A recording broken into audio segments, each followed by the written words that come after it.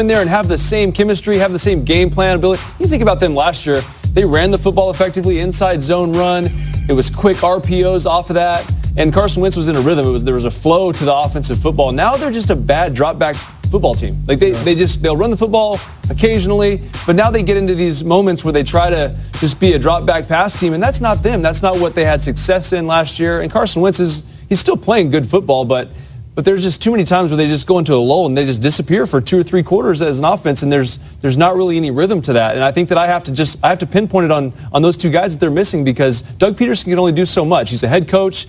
He can't be in there all the time doing the offensive game planning, because then you're going to suffer things as a structure, as a whole for a football team. So it's a difficult situation they find themselves in, and they're trying to figure it out. Now, Philadelphia in 3rd place in the NFC East here after their game in Week 11. Meanwhile, the New Orleans Saints, highest scoring team in football right now. Drew Brees can't miss, it seems. How are they pulling this off? Well, when they've won as many games as they have over the last 2 years, it becomes about experience and knowing how to win games in various different ways, no matter who's in the game. You talk about Tre'Quan Smith, a rookie. This is a guy at the beginning of the season we didn't see much of, right? Because they had him stashed away. He was learning the system, and then when it was time for him to play, when they needed him to step up, boom, he steps in right away, and Drew Brees seems to be have a connection with this guy like he's been playing and with him for 2 or 3 years. Him to throw him at the goal line, yeah. And I think this just speaks to what they have going on right now, the coaching staff, the personnel, the chemistry that they have together.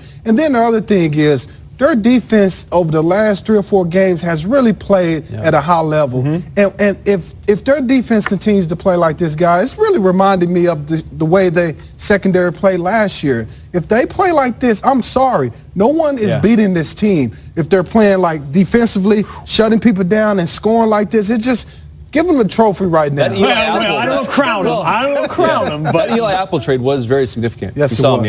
I promise you this: no one wants to go to the Superdome and see them these days. That atmosphere there. Okay. Another team on a little mini hot streak right now. How about the Dallas Cowboys? Yesterday in Atlanta, Falcons fought all the way to the end here. They were down by a touchdown late 4th quarter. Julio Jones from Matt Ryan, bang, extra point was good. We got a tie game at 19. But then, guys, Dak Prescott went on a textbook 2-minute drill to get in field goal range. He's very good. Beating him from the pocket, making throws. Great patience there, letting Beasley work. Yep. Cole Beasley on a 19-yarder. Yeah, good job.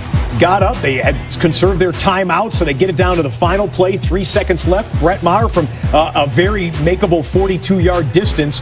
Cowboys have won 2 in a row. Back-to-back wins for the Cowboys for the first time this season.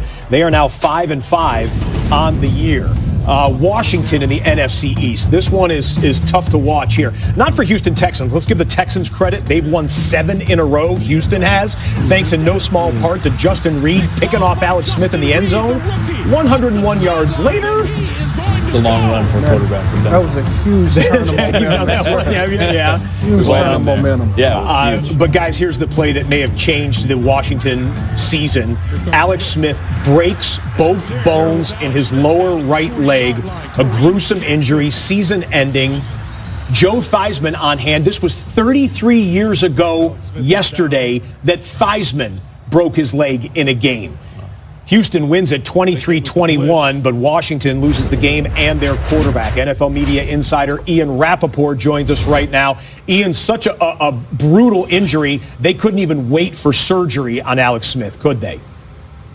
No, they couldn't. They did surgery last night, really as soon as possible. By all accounts, it did go well, and obviously a lot to repair there. 2 broken bones. It's going to be a lengthy recovery for Alex Smith, probably about 6 to 8 months. And, of course, the hope is that he's able to play in the 2019 season. And nothing here, from what I'm told, says that this is a career-ending injury for Alex Smith, despite Joe Theismann tweeting about how it was the same thing. It just does not sound, by the early prognosis, like it actually is.